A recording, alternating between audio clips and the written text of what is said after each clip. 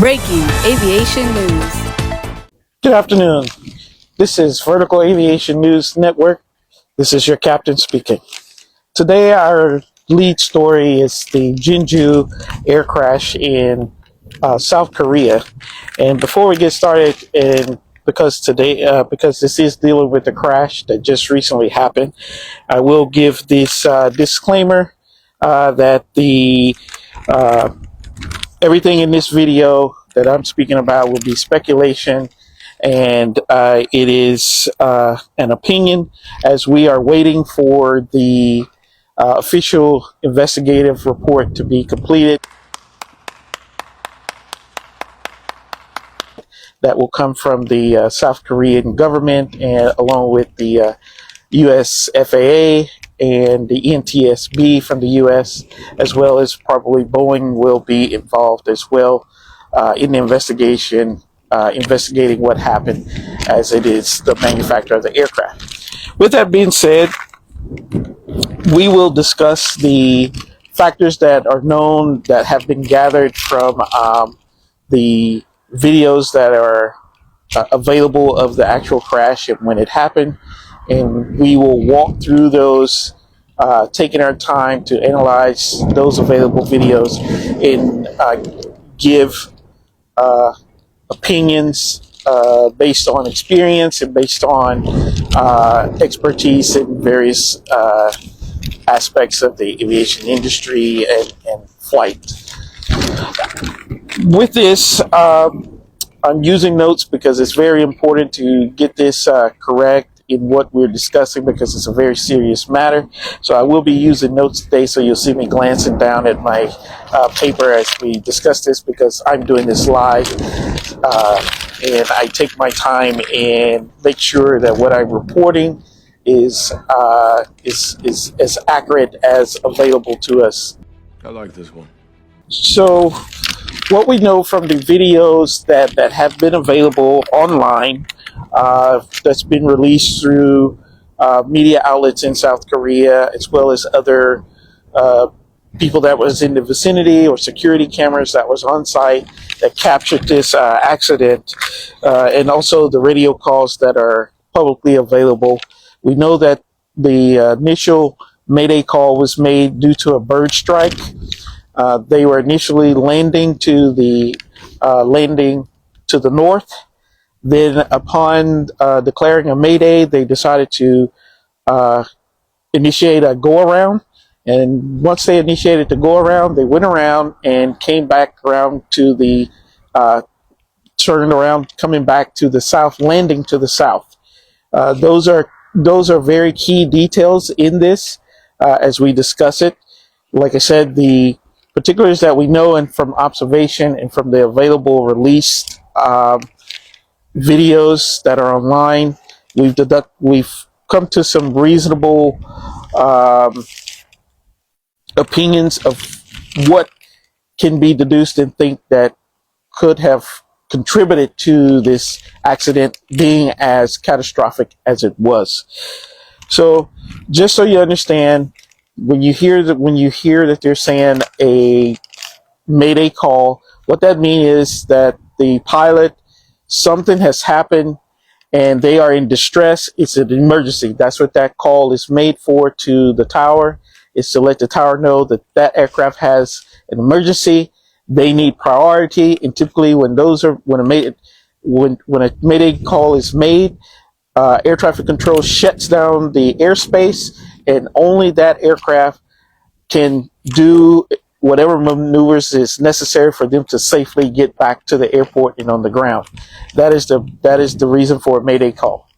With the bird strike, typically a bird strike, bird strike can mean various things. Bird strike could be they hit a bird in the windshield, on the wing, or in this case it was in the engine, in the number 2 engine.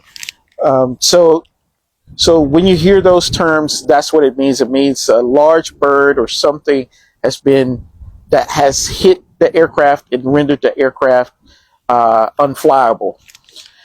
So once they made their Mayday call and initiated a go-around, as I said, they were flying to the north they were landing to the north initially.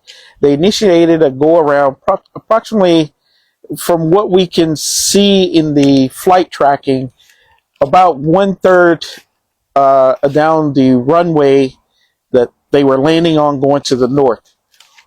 Once they did that, they veered off to the left and started to climb, and was making a right turn coming back to land, going towards the south in the opposite direction.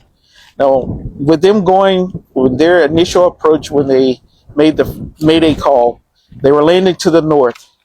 If they continued on that path and chose to do the emergency landing at that point, they would have skidded off to the north, and on the north end of the airport, from our research, from using Google Maps and looking at the runway and looking at the structures at the end, on the north end of the runway, there was no obstructions.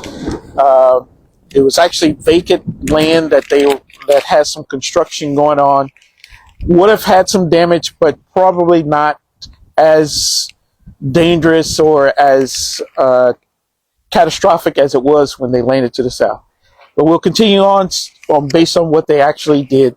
They veered off to the left, come back making a right-hand turn to come back in to land to the south, which comes out to be a critical decision. But we don't know what was happening in the cockpit and why they chose to do that. We will not know that until we get the information from the cockpit voice recorders and the flight data recorders. Both of those boxes were recovered. Later on, when this goes on YouTube, we will put in what those boxes look like. They're often referred to as black boxes. However, those boxes are actually bright orange, and sometimes they have red stripes, and sometimes they have white stripes. So continuing on, when they did that, typically if they were configured for landing initially before the bird strike, they would have their landing gear down. For 737, they probably would have had anywhere from 15 to 30 degrees of flaps in on the controls. But once they initiate a go around, and this is where a lot of speculation comes in, because we were looking at the video and analyzing the video, it appears they went to what's called a clean configuration, which means your landing gear is up, your flaps are set to 0. You want to have the least amount of drag on the aircraft as you climb back out. And they were doing that, and there's a couple of reasons why they may have done that. They could have had bird strikes in both engines and lost total power, total thrust to the aircraft, and needed to configure it that way. Typically, you wouldn't have to do that if you just lost one engine. That on a 737, they would have been able to still fly the aircraft without having to go to a clean configuration. But again, we don't know what other things were going on in the cockpit, so this is just pure speculation of why they did that. So being that they're in a clean configuration, when they make their when they make the right-hand turn coming back in to land to the south, two things about that. When they were initially landing to the north, that means the winds were out of the north, so they were landing, because you always land into the wind, so they were landing with a headwind. Now they have made a right turn coming back to land to the south. Now they have the wind at their tail, which means it's going to be pushing that aircraft. Based on the calculations and analyzing the videos that are available, the aircraft appears to be at touchdown at approximately 160 knots, probably about a quarter to 2/4 ways down the runway. That is very fast at a clean configuration 737. With that, once they touched the ground and started to skid, if you look at the videos, you can kind of see that there is you can see that the thrust reverser on the number 2 engine appears to be active, which would lead us to believe that the aircraft still had power on the number 2 engine, which is the same engine from other videos that captured this. You can actually see at the point of the bird strike, it was on the number 2 engine. So it's quite possible that that engine was still working, or still had some type of power, and there should have still been hydraulic pressure to get the landing gear down, get the flaps down. So we're not, again, once they actually analyze the information from the flight data recorder and the cockpit voice recorder, we can then know what was actually being said, what they were actually diagnosing in the cockpit. Because you can manually drop the landing gear from the cockpit in the event there is total hydraulic failure. You can manually pull 3 levers to drop the landing gear one by one. Or if that wasn't working, there's also something called a ram that you can drop down. It's powered by airspeed, and it will drive the hydraulic pumps, and so that you can maintain flight controls. None of those were used in this accident. So once the aircraft actually landed, it touched down, as I said, with approximately 160 knots of airspeed, which is extremely fast.